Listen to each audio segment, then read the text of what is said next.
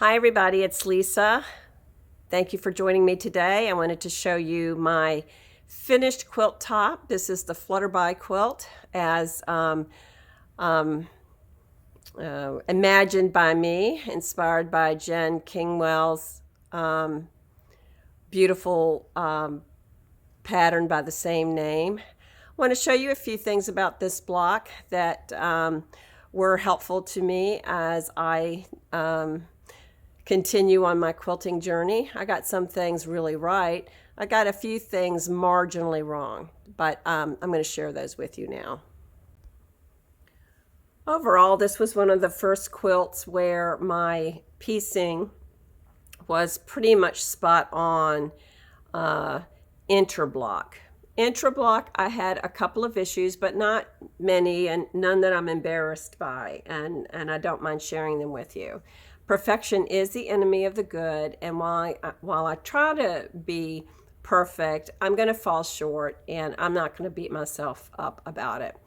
This block has a big money shot in it, and that's this join here. This is the money shot join. And, you know, if you get that right, it really looks spectacular. If you get it wrong, you know, it looks like you sneezed in the middle of doing it. And, you know, what are you going to do? Yes, you could rip it out again.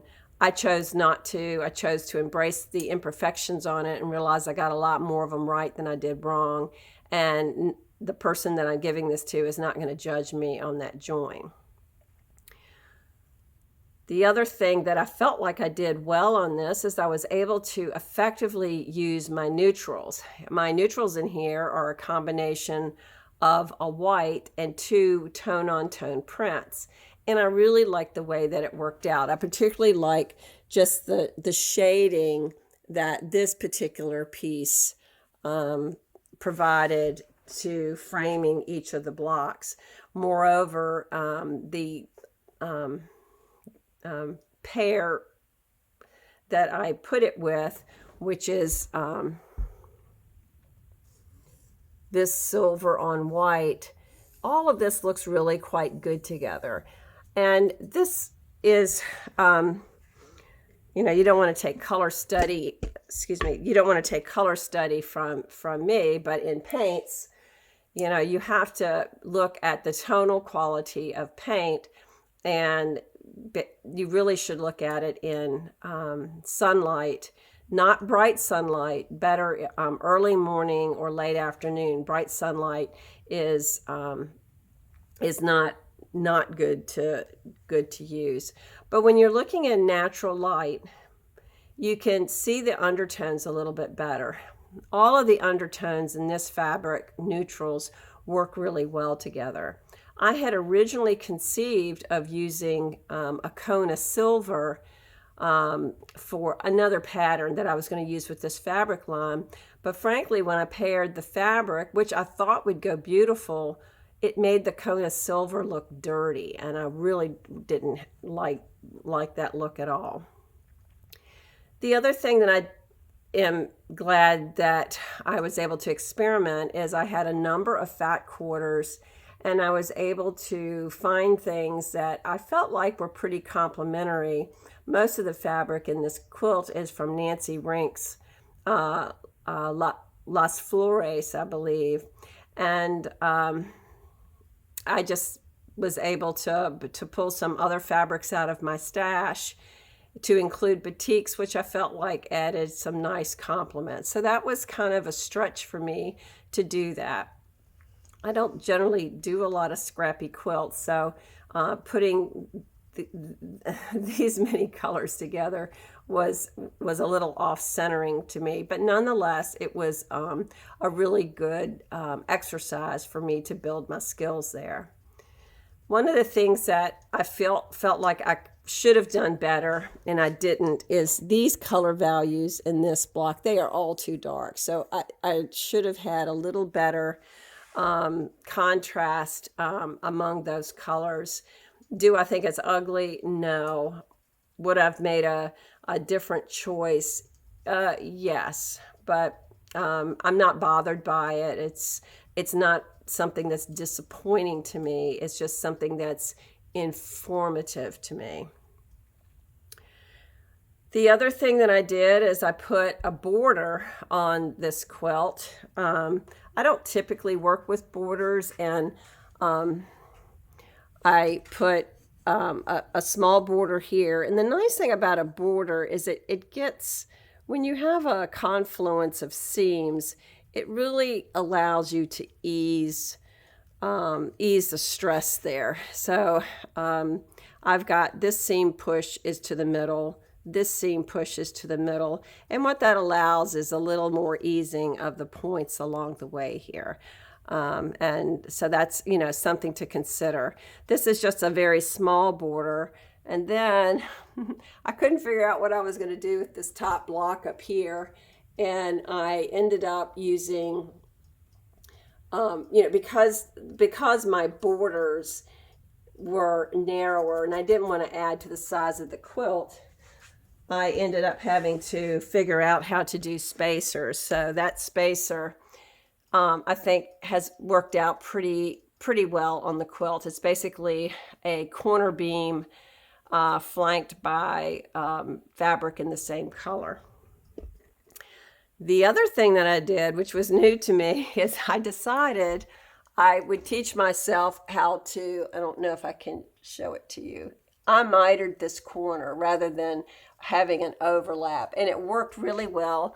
I used my Creative Grids ruler to do that, and I was really happy with how it turned out.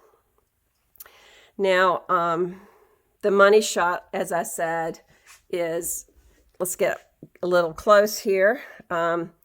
This is about as perfect a join as I'm ever going to get. You might get better than that, and good on you, but not me. Here's an example of a join that's less than stellar. Is it terrible? Would I have ripped it out?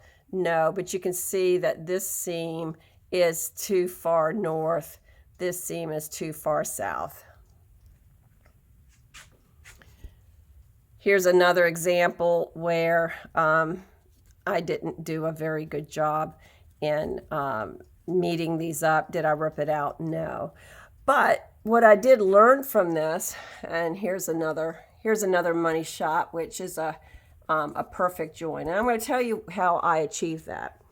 Using a technique that Quilt Maven Dave demonstrated, and you can use this method on Lemoyne stars or any time you've got a confluence of seams and you want a perfect point. And it's simple. Use dental floss, waxed or unwaxed. I've used both. Just thread it through a regular needle and use your dental floss as the anchor point for getting your seams. Instead of using a pin, if you put dental floss and basically just kind of tie a loop on it when you're sewing it, or even to pin it, the loop, when you tug on it, is going to force the fabrics to lay exactly on the same plane that you want them to. It's the same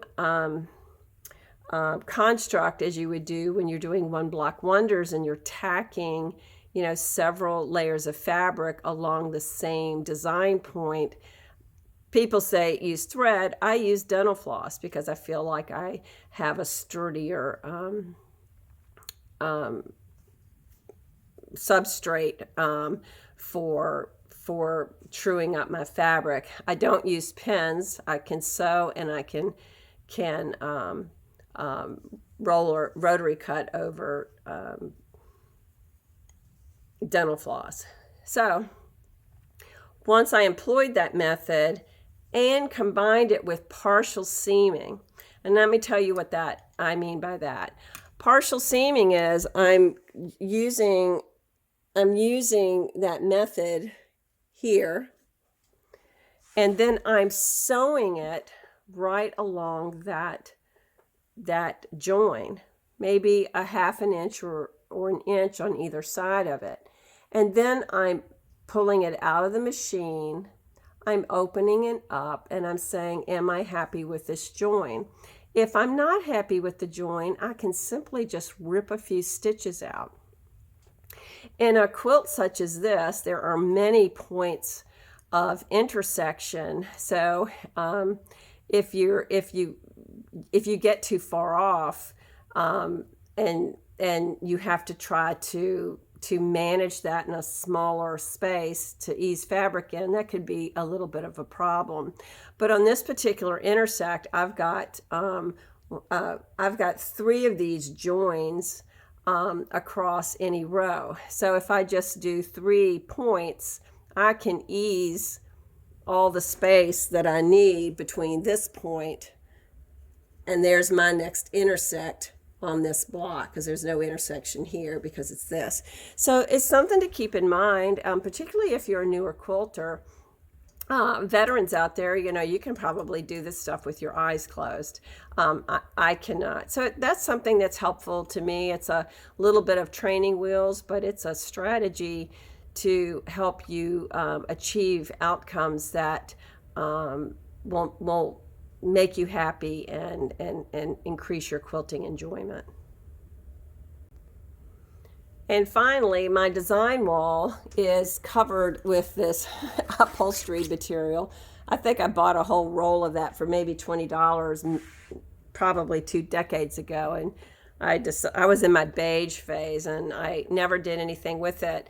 But I am going to base this quilt on my design wall. It's the method that I now use. I find it a lot easier.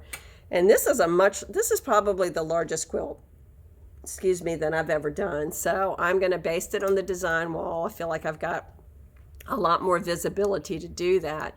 And my cheapo fabric is just what I use as a cover, so I can do my spray basting. So when I base this, I'll share with you a couple of things.